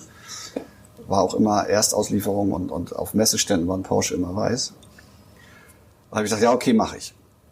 Ich hatte den einen Tag, da ruft mich Ingo an und sagt, wir fahren zum Bilsterberg Rennstrecke. Da habe ich gesagt, so, du Scheißkarre, du musst mir jetzt beweisen, warum ich jetzt nochmal auf so ein Auto abfahren sollte. Ja. Weil man ist auch in so einem Klischee drin. Mittlerweile wollen alle Porsche haben, aber die sammeln die nur. So, und dann sind wir auf die Rennstrecke gefahren, den ganzen Tag quer gefahren. Ich hatte vorher auch extra das Buch von Paul Frère, die Porsche-Geschichte, gelesen. Das war so ein bisschen meine Hausaufgabe, um zu sagen, was haben die da eigentlich gebaut damals? Da bin ich tief in die Materie eingestiegen, habe gemerkt, was die Ingenieure für Möglichkeiten bekommen haben, auch finanziell und zeitlich, dieses Auto zu optimieren. Weil er musste ja so sein, wie er ist. Motor hinten und die Karosserieform.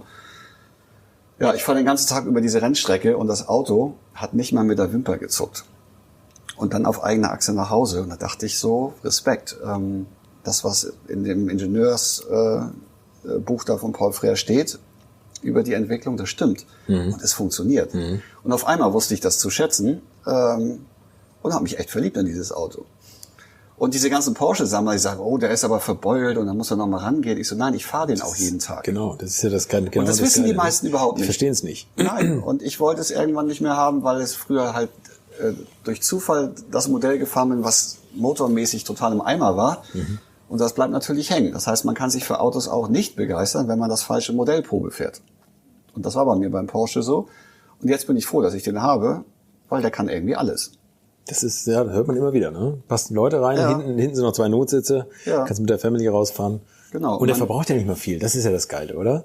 Nee, es gibt eigentlich seitdem gar keinen Fortschritt mehr. Nee, ich fahre den irgendwie auf 8, 9 Liter, 204 PS. Das klingt jetzt für diese ganzen AMG-Freier, klingt das total wenig. Porsche PS zählen ja immer doppelt, ne? Das ist also die alte Regel. Doppelt. Die zählen wirklich doppelt. Das ist unglaublich. Das Auto ist leicht und das verbraucht, ja, du kannst nur unter 10 Liter fahren. Ja. Und das, überleg mal, das ist Anfang der 80er, hat sich nicht viel getan. Genau, und dieser Porsche-Hype ist natürlich auch ein Spiegel der Gesellschaft. Das heißt, das Auto ist eigenständig, der 911er bis heute. Und die Leute sehen sich nach einer Eigenständigkeit. Und das hast du nur bei Porsche. Ich meine, guck mal an, was Mercedes jetzt für Karosseriedesigns auf den Markt schmeißt. Das ist ja nur für den arabischen Markt. Und alles sieht gleich aus, weil einer guckt beim anderen ab, was ist aus Volvo geworden zum Beispiel. Ist auch nicht mehr typisch Volvo.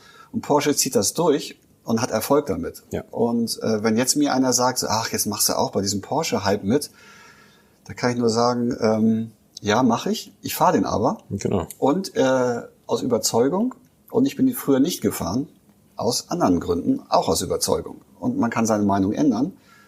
Ja, und jetzt habe ich ihn. Leider viel zu spät gekauft, weil vor 10 Jahren wären sie noch billiger gewesen. Da hättest du noch eine 0 hinten ranziehen können fast. Ne? Wahrscheinlich, ja. Genau.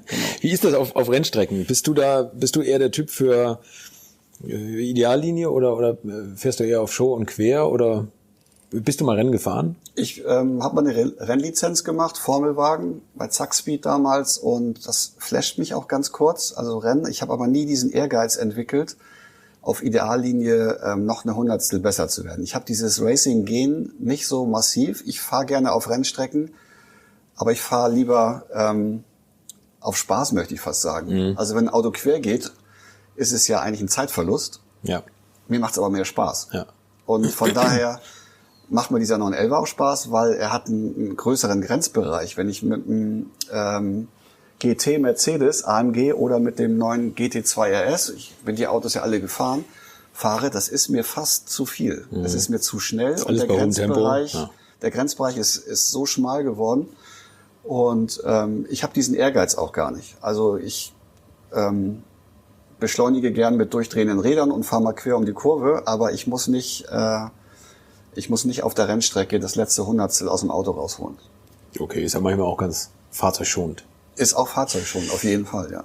Wenn du ein neues, altes Auto kaufst, wo suchst du die im Internet? Ist das mobile Autoscout, Bring Your Trailer, über Freunde?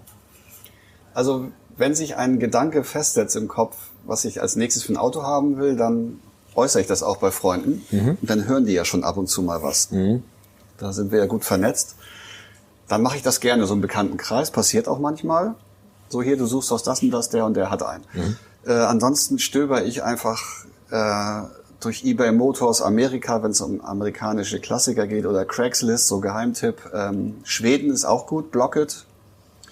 Oder klassisch mobile.de. Und das sind die verschiedensten Modelle, die ich mir dann mal so raussuche, um mal zu gucken, was ist auf dem Markt, was gibt's da so. Und ab und zu sticht mir mal einer ins Auge. Und das hat auch dann nichts mit Preis oder PS zu tun, sondern das ist die Farbe, es ist die Art der Beschreibung, die Fotos. Also man spürt mittlerweile, das könnte was sein. Und da liege ich eigentlich meistens auch mit richtig. Aber es ist nicht so, dass du sammlermäßig auf Originalität Wert legst oder sagst, das muss Scheckheft gepflegt sein, sowieso nicht, ne? Weil spätestens du schmeißt das Lachen weg. Ja, also Scheckheft ist eigentlich für mich nur ein Zeichen, dass sich jemand um dieses Auto gekümmert hat und das ist auf jeden Fall gut. Und wenn ein Auto Originallack hat, heißt es halt auch, dass sich jemand das Auto gepflegt hat. Und ich kaufe keine Autos, die kurz vorm Verkauf neu lackiert worden sind. Okay. Weil das ist verdächtig. Wenn eine Lackierung 5 Jahre alt ist und ich gucke mir den Wagen an und die hält noch und die ist in Ordnung, dann ist es okay. Läufst du auch so date-mäßig mit einer Magnetkarte rum? Nee, auf gar keinen Fall, weil der moderne Spachtel ist so gut, was interessiert mich, ob da irgendwo eine Beule war, wenn er nachlackiert ist. Also es gibt Leute, die sagen, oh, da ist Spachtel drauf. Ja und? Der ist da seit 15 Jahren drauf. Das wird schon passen. Und ich will es gar nicht wissen. Und eine Magnetkarte nehme ich nicht mit. Was ich mitnehme, ist ein gesunder Menschenverstand. Ich unterhalte mich mit den Leuten über ihr Auto. Warum verkauft er den? Stimmen da Tachostand und Zustand ungefähr? Was steckt da für eine Geschichte dahinter? Und dann kann man sich auch diese dusselige Magnetkarte eigentlich sparen. Außer es ist so ein Bescheißer-Typ und du denkst, das könnte ein Unfallwagen sein. Dann geht man natürlich noch mal ran, aber das merkt man ja im Gespräch. Und ich kenne Leute, die dann halt Autos einfach, weil die toll aussehen, kaufen bei irgendwelchen Händlern. Und wenn die zu sehr angepriesen werden, dann sollte man vielleicht eine Magnetkarte mitnehmen, weil wenn die zu sehr angepriesen werden, dann steckt auch meistens was anderes dahinter. Ja. Aber ich brauche das nie. Gab es mal einen Autokauf oder vielmehr Verkauf, den du bereut hast? Oder wo du sagst, Mensch, den hätte ich behalten sollen oder den hätte ich nicht kaufen dürfen? Wo du mal so richtig ins Klo gegriffen hast? Also beim Verkauf habe ich mich geärgert, dass ich meinen 944er, in weiß natürlich, verkauft habe. Es lag daran, dass meine Nachbarin den gefahren ist und dann haben sie ihr die Handtasche geklaut mit dem Schlüssel drin und Perso. Und dann habe ich auch Spaß gesagt, jetzt wissen die ja, dass bei der Hausnummer ein Porsche vor der Tür steht und habe den eine Woche woanders geparkt. Ich da schon so Panik hatte. Ja, und nach 10 Tagen habe ich wieder zu Hause geparkt und dann war er auch weg. Geklaut worden? Dann wurde er geklaut. Ich habe den auch wiedergefunden. Er stand ein paar Straßen weiter. Aber da habe ich diese Lust am Auto verloren und dachte, naja, dann kaufe ich mir halt einen anderen. Und den Zeitpunkt habe ich verpasst. Die Preise haben sich dann verdoppelt. Das ärgert mich. Ich kriege jetzt keinen 944er mehr für unter 10.000. Habe damals 4.000 bezahlt von 9 Jahren. Das ärgert mich, dass ich den damals nicht einfach behalten habe. Und ins Klo gegriffen habe ich einmal, weil ich einen Golf 1 Caddy haben wollte. Ich fand die Form immer so schön. Ja. Golf 1 Ladefläche. Ja. So amerikanische Optik, aber super klein und es gab irgendwie keine. Und da war ich frustriert und dann habe ich irgend so einem Typen gesagt, so ich komme jetzt vorbei und ich kaufe den. Und das war eine richtige Gurke im tiefen Osten. Aber weil wir schon mal da waren, habe ich gesagt, ach, ist jetzt auch egal, ich nehme den mit. Das ist wahrscheinlich der schlimmste, mit dem Satz gehen die größten Fehler. Unter Druck kaufen, das ist wie ein Amerika-Urlaub so und am letzten Tag, ich habe immer noch kein Auto gefunden, ich nehme jetzt irgendwas. So, und ich war dann da irgendwie 600 Kilometer da irgendwie Richtung Polen unterwegs und dann stand dieser Schrotteimer da im Dunkeln und ich habe gesagt, ist egal, wird schon nicht so schlimm sein, war aber schlimm. Okay. Und ich habe den dann auch später weiterverkauft und ich habe den Wagen inseriert auf eBay, holt mir den Scheiß vom Hof, keine dummen Fragen, nein, ich repariere ihn nicht, ich möchte mich auch nicht mehr zu diesem Fahrzeug äußern, das und das funktioniert nicht, seht selber zu und bitte keine Spinner. In Klammern aus prominentem Vorbesitz, immerhin. Nee, dann hätten die alle gefragt, was hat der denn da geraucht, dass er sich so ein Auto gekauft hat. Das ist mit ihm los. So, und da kam einer an, es lag Schnee und ich habe gesagt, der Anlasser geht nicht. Und dann hat er hier im Schnee auf dem Hof den Anlasser gewechselt. Ich habe ihm noch einen Kaffee rausgebracht, ich habe ihm nicht geholfen. Ich habe gesagt, ich will damit nichts mehr zu tun haben. Und der hat den aber wieder klar gekriegt. Ja. Von daher war ich nur der Falsche. Ja. Aber das war richtiger Griff ins Klo. Gut. Kann auch mal passieren. Kann auch passieren, aber wenn man entspannt ist und so ein bisschen zwischen den Zeilen liest, dann kann eigentlich jeder einen Gebrauchtwagen kaufen, ohne beschissen zu werden. Ich denke auch. Es gibt eine große Fahrzeugklasse, was immer mehr Aufwind bekommt, und das sind Survivor. Also Autos, die so leicht Flugrost haben, die eine ganz schöne Patina haben, wo ja auch der Trend jetzt weggeht, das wegzurestaurieren. Ja. Hast du da irgendwas? Also das sind wahrscheinlich die meisten deiner Autos, oder? Also wenn ein Auto eine Seele hat, dann siehst du diese Seele natürlich nur, wenn er Kampfspuren hat oder Kratzer oder Abnutzungserscheinungen.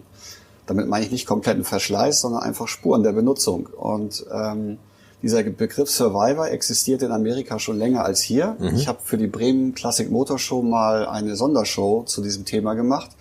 Und das kam extrem gut an, weil mir auch aufgefallen ist, seit ein paar Jahren erzielen Erstlackautos, also überlebende Autos, ohne dass die restauriert oder umlackiert wurden, auf Auktionen höhere Preise als restaurierte Autos. Und was bei restaurierten Autos natürlich manchmal ist, alle preisen das an, besser als neu. Nee, glaube ich nicht. Nee. Weil die Teile, die verbaut sind Aftermarket-Teile, die sind nicht besser als die Originalteile. Und die Lackierung kann auch nicht besser sein als die Originallackierung. Und auf einmal wollten Leute diese Autos haben. Problem ist, dass die Technik meistens auch ziemlich durch ist. Und das auch eher bei Autos passiert, die nicht viel Geld gekostet haben. Weil warum lackiert man sein Auto nicht neu, wenn er verkratzt ist? Weil man kein Geld hat oder weil es sich nicht lohnt. Also ein Porsche, Lamborghini, die wird man nie mit verblichenem, rostigen Lack sehen. Selten. Das sind dann eher so amerikanische Mittelklasse Muscle Cars oder so. Aber das ist ein Trend geworden und ich finde diesen Trend gut, weil in der Restaurierung von Gemälden, also im Kunstbereich, da ist Patina dringend erforderlich, um das nicht zu zerstören, das Originalbild. Oder bei der Restaurierung von alten Gebäuden oder Kirchen. Bei Autos war das nie so und jetzt ist es so. Und das finde ich gut. Und wenn man dann so ein Auto findet, dann kann dieses Auto ja auch Geschichten erzählen. Also ich hatte einen Ford Falcon Sprint, da war kein Lack mehr auf dem Dach. Er stand in Texas 20 Jahre auf dem Acker.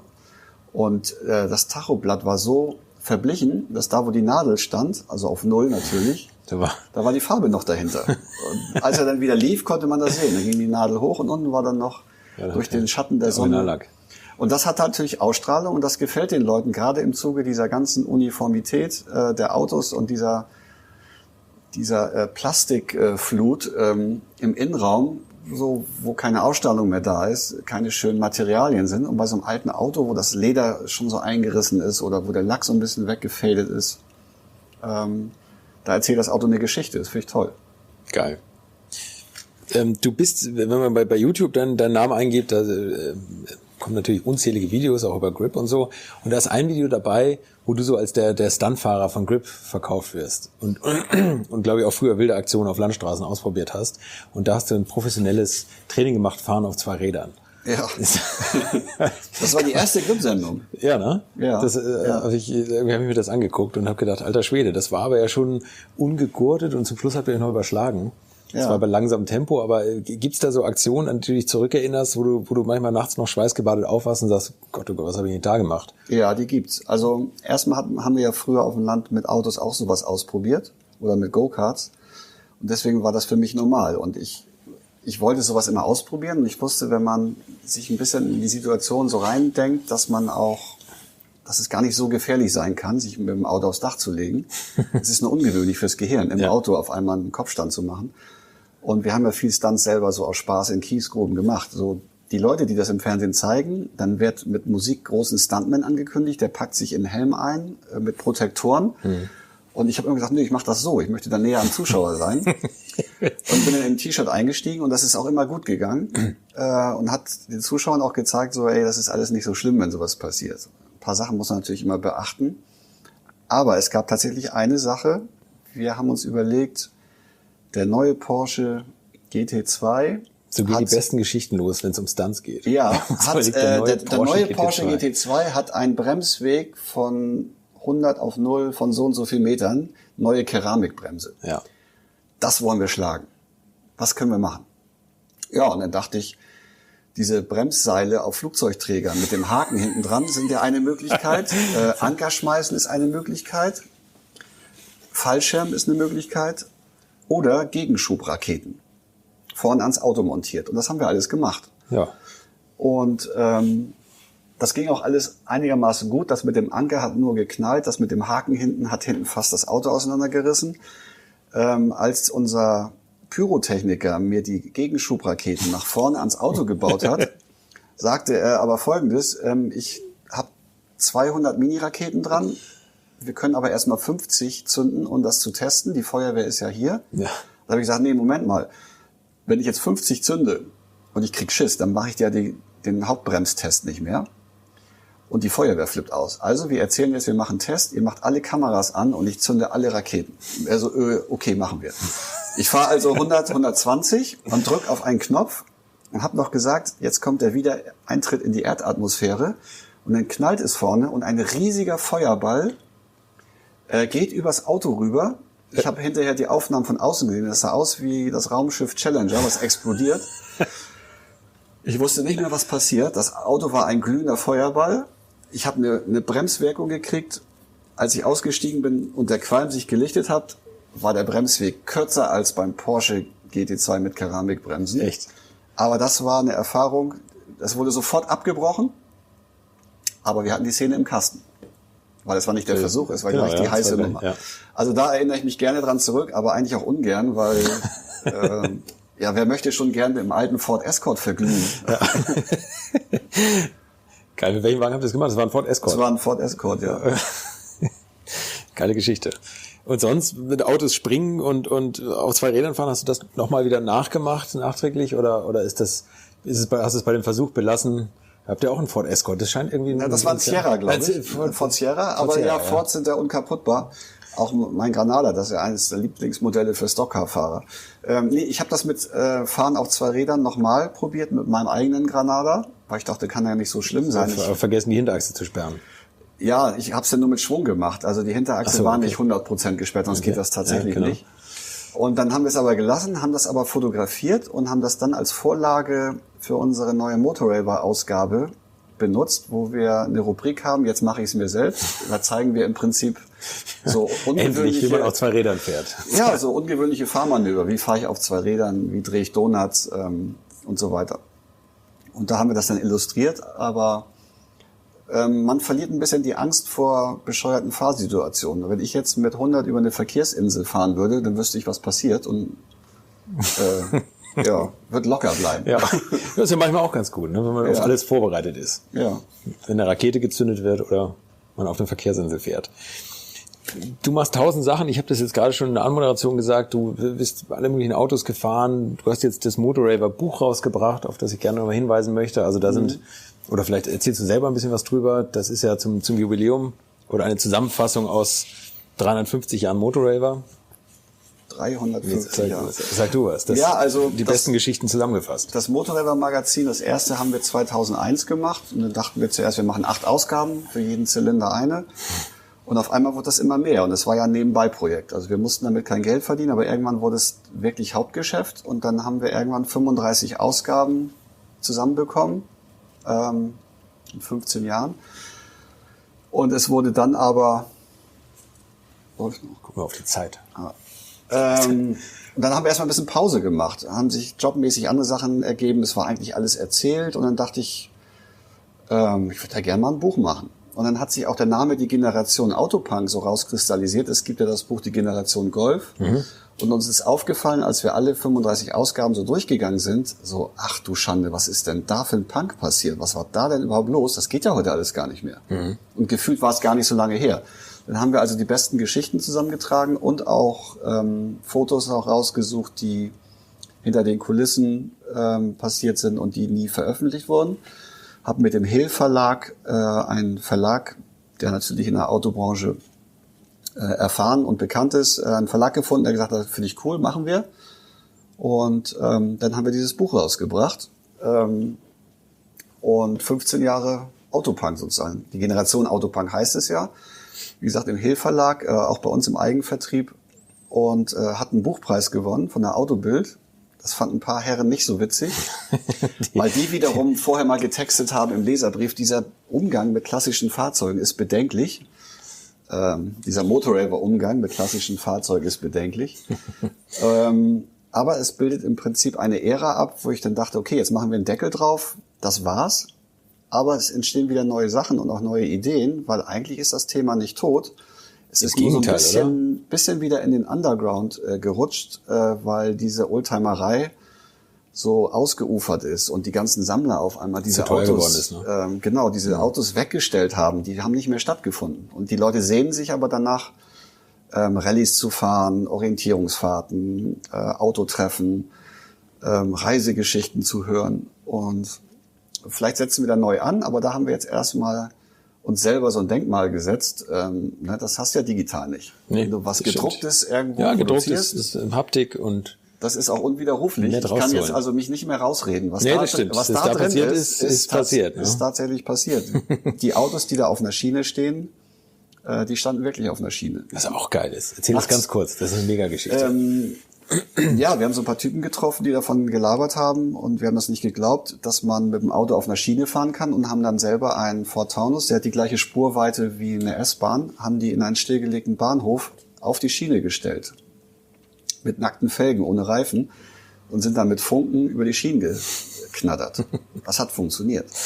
Das ist natürlich heute undenkbar. Das haben wir einfach gemacht. Ja. Wir haben einen leerstehenden Bahnhof genommen, haben das Auto darauf gestellt und haben ein paar Bilder gemacht. Geil. Und das kann man natürlich heute nicht mehr so einfach bringen. Aber alles, was in diesem Buch drin ist, haben wir selber gemacht. Auch mit Nachtsichtgeräten, mit schwarzen Autos nachts über die Autobahn zu fahren. Geile Geschichte.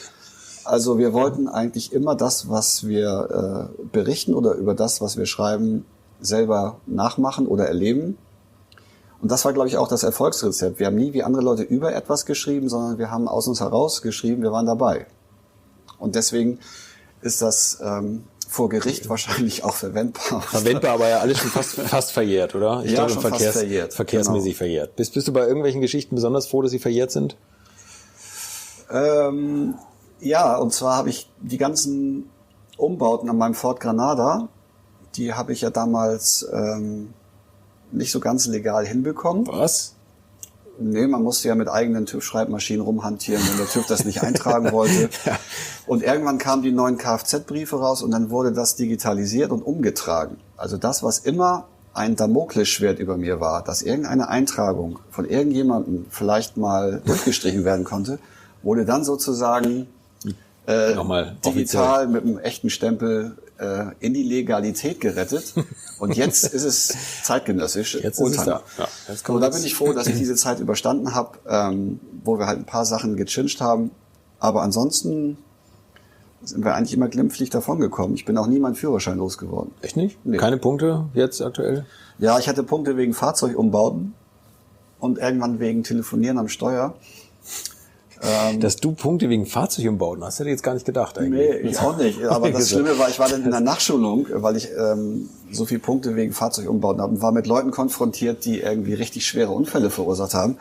Und bei mir waren das nur nicht eingetragene Auspuffanlagen, zu dicke Räder und anderer Unfug, der einfach zum Erlöschen der Betriebserlaubnis geführt haben. Relativ harmlos eigentlich. Aber nee, da wurde es mal knapp, aber ansonsten hast dich gut über die Jahre gerettet. Habe ich mich gerettet. Also nochmal ein Riesentipp, Motorraver, die Generation Autopunk, erschienen im Hill Verlag und unter anderem auch käuflich zu erwerben in eurem Online-Store. Genau, der Benzinkiosk. So heißt der Benzinkiosk. Online-Shop auf motorraver.de. Genau. Achso, motorraver.de, Benzinkiosk. Sehr gut. Und dann machst du noch was. Und das finde ich also unglaublich, was du für eine Bandbreite abdenkst. Jetzt würde ich sagen, okay, jetzt machst du vielleicht noch einen Film oder irgendwas. Du hast dich für ein Bier entschieden. Ja. Das finde ich geil. Wir haben schon eins getrunken, es ist noch Vormittag, aber es ist alkoholfrei. Ja, es ist alkoholfrei. Und nach der Geschichte, wer zugehört hat, alkoholisiert Autofahren, funktioniert nicht gut zusammen, hat bei uns aber eine lange Testfahrt hinter sich, diese Kombination. Aber mir ist natürlich irgendwann aufgefallen, wenn man jetzt auf Auto-Events ist und man kann wirklich nicht mit Alkohol mit gutem Gewissen noch fahren, gibt es kein leckeres, alkoholfreies Bier mit einem Eigennamen. Also es ist immer eine kastrierte Version eines Originalbiers. Und dann stehst du in der Runde mit ein paar Jungs, alle haben coole Autos dabei und einer trinkt Jefer Fun oder Becks alkoholfrei. Das schmeckt auch so, wie es aussieht. Es schmeckt so, wie es aussieht und es ist immer, die Geschmacksnerven vergleichen es immer mit dem Original. Das kann das natürlich nicht halten. Ich sage, wieso gibt's denn kein Bier, mit dem ich Auto fahren kann? Und dann hatte ich die Idee, die Armin Rohde auch schon mal benannt hat in dem Film Kleine Haie, Fahrbier, finde ich okay. Mhm. Und irgendwann kam diese Craft-Bier-Szene und die technischen Möglichkeiten, ein alkoholfreies Bier ökologisch zu brauen, ohne chemisch den Alkohol zu entziehen. Ein IPA, kein Pilsener, und die haben uns das Rezept entwickelt von der Kehrwieder Brauerei. Den Braumeister habe ich mal kennengelernt. Und dann haben wir, oder ich mit einem Kollegen, das Helges Fahrbier rausgebracht. Jetzt können wir endlich wieder saufen am Steuer. Sehr gut. Der gefällt mir sehr gut. Also geil ist natürlich wie immer. Der Style ist toll und es ist, glaube ich, kein Sixpack, oder? Es ist ein 8-Zylinder-Pack, oder doch? Ja, 8-Zylinder gibt's demnächst. Wir haben im Moment den 6-Zylinder, den kann man online bestellen. Okay. Fahrbier.com gibt's eine kleine Seite, ist natürlich sehr teuer online. Ist ja ein Craftbier, aber der 6-Zylinder, da kommt im Pappkarton 6 Fahrbiere. Wir sind gerade dabei, ein bisschen Vertriebsnetz aufzubauen. Niedersachsen Hol-Up-Ketten oder Edeka sind wir jetzt gerade drin. Okay. Und gucken mal, was passiert. Das war eigentlich eine kleine, nette Idee, die jetzt so ein bisschen größer wird. Geschmacklich ist es wirklich toll. Also man nicht besonders. Trinken. Ja, es ist sehr untertrieben. Man kann es trinken. Die Autos, die du hast, kann man auch fahren. Ja, es passt zusammen und schließt sich so der Kreis. Und auch da bin ich froh, dass ich diese ganze andere Phase nachts mit dem Auto von der Party nach Hause, dass ich die überstanden habe, dass da so Sachen auch verjährt sind. Aber jetzt kann man sagen, wenn man jetzt mit dem Fahrbier in der Runde von Jungs steht, dann ist klar, oh, guck mal, der Typ ist mit der geilsten Karre hier und trinkt ein cooles Bier dazu. So, und wer das und nicht will, das arme Schwein, was noch fahren muss. Fabio.com. Jetzt noch einmal kurz ein Ausblick in die Zukunft. Also einmal, was planst du als nächstes? Gibt es da irgendwelche Projekte oder irgendwelche Dinge, die jetzt kommen? Also geplant ist, ich habe ja bei Grip in der letzten Zeit die Spezialsachen immer gemacht. Geplant ist gerade für einen anderen Sender ein reines Oldtimer-Format. Okay. Und das ist gerade in der Entwicklung. Namen gibt's noch nicht, wird wahrscheinlich bei D-Max ein Youngtimer-Duell werden. Das ist in der Planung. Und für meine kleine Tochter will ich jetzt ein Auto mit einem Rasenmähermotor bauen, also ein Verbrennerfahrzeug. Wie alt ist deine Tochter kurz? 6. Also die wird frühzeitig rangeführt an deinen Lifestyle. Und vielleicht machen wir eine neue Motorradar-Ausgabe. Vielleicht machen wir tatsächlich mal eine Sportwagen- oder eine Porsche-Ausgabe. Hoffentlich. Und wir erzählen es dann aber ein bisschen anders als die üblichen Magazine, die über diese Autos berichten. Davon gehe ich aus. Eine letzte Philosophiefrage noch. Der Podcast Alte Schule oder die Motorraver in 50 Jahren, die Geschichte von in 40 Jahren erzählt. Was wird da erzählt? Wir haben unser programmiertes Elektroauto auf einen Öko-Supermarktparkplatz gefahren und computergenerierte Musik gehört. Oder kannst du dir vorstellen, dass sowas nochmal kommt? Also das Schöne ist ja, dass das Wort Punk eigentlich nichts mit bestimmten Sachen zu tun hat. Also alles kann ja Punk sein. Und wenn wir in 50 Jahren über Elektropunk reden und uns über Podcast lustig machen, weil wieso Podcast? Das geht doch mittlerweile alles in Echtzeit mit 3D-Projektionen in deinem Wohnzimmer. Stimmt. Dann ist das auch wieder Oldschool. Und ich finde das eigentlich spannend zu beobachten, was passiert. Man muss die Augen offen halten, was es für Möglichkeiten gibt. Und ich bin hoffentlich noch so viele Jahre hier auf diesem Planeten, dass wir uns irgendwann darüber unterhalten können, was damals war, beziehungsweise was vielleicht in 30 Jahren war. Vielleicht gibt's coole Kids, die den Lötkolben schwingen, anstatt den Trennschleifer. Ja. Und schwarz-matt auf dem Monitor darstellen können. Vielleicht kommt auch alles wieder, wie in der Mode. Matt-Displays. Es bleibt spannend. Ja. Helge, in diesem Sinne vielen, vielen Dank, dass du dir Zeit genommen hast. Viel Erfolg für alles. Fabio.com, Generation Autopunk. Und alte Schule. Alte Schule. Wenn euch der Podcast gefallen hat, hört weiter rein. Wir haben noch viele, viele andere tolle Gespräche. Und bewertet, das muss man immer sagen, bewertet es mit 5 Sternen bitte. Das ist ja das Tollste. Dann, ich habe das in einem anderen Podcast gehört, dann rutscht man bei iTunes höher. 5 Sterne Deluxe. Kann ich unterschreiben. Alte Schule, 5 Sterne. Das war es auch schon wieder. Ich hoffe, es hat euch ein bisschen gefallen und wie immer findet ihr weitere Infos, Videos und Fotos zu dieser Ausgabe bei uns im Netz unter www.alte-schule-podcast.de.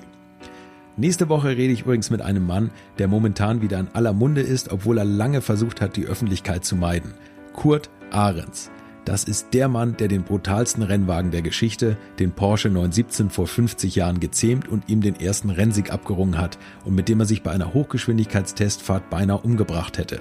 Wie es ist, wenn man eben noch 280 gefahren ist und auf einmal nur noch mit einem Lenkrad in der Hand, aber ohne Auto drumherum unter der Leitplanke eingequetscht ist, das verrät er mir am nächsten Donnerstag. Ich hoffe, ihr schaltet wieder ein oder abonniert doch einfach diesen Podcast, dann könnt ihr keine Folge mehr verpassen. Bis dahin, alles Gute und immer einen vollen Tank und eine genauso volle Batterie. Infos, Bilder und alles Wissenswerte unter der Internetadresse www.alte-schule-podcast.de